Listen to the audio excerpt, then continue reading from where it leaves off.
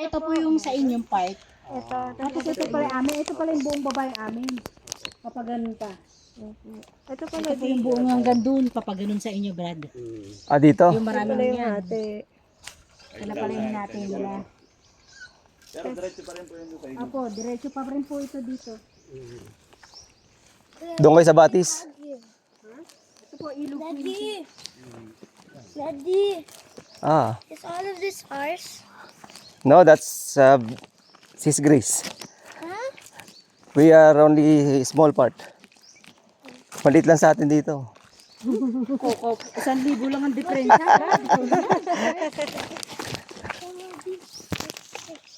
Yeah, from there. Yung buong itaas pala sa inyo yun. Ah, dyan pala yun natin. Yung mataas na part. Ito po Ah, dito. amin. Hanggang doon po. Mukhang doon magtatayo ng house si Brad Cesar para overlooking. Mataas. Ganon. Dito tingnan niyo yung ilog. O yung maliit na ilog. Oo nga eh. Mayroon tayong mangustin. Hindi, magpatanim daw. Ano kuya, gusto ko ano? Nagtanim ako, Chico. Gusto ko mangga na hindi ito mataas. Malit lang. Ah, yung ano na tawag doon sis, grafted. Ang dami ko kasi tanim na mangustin. Binibili ko dun sa ano.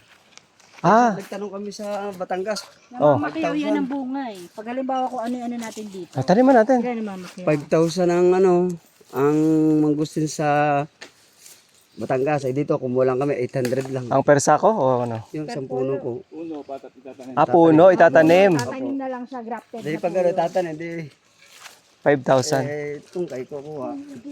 Eh sige. Ito 800 lang. 800 lang dito sa atin.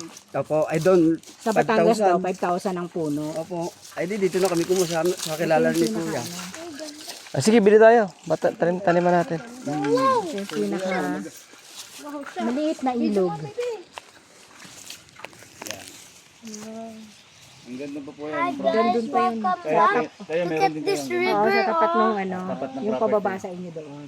Malapad po yan. This river is Gandun so pa cool, yun. guys. Ano daw? This is so cool, guys. Nagbablog.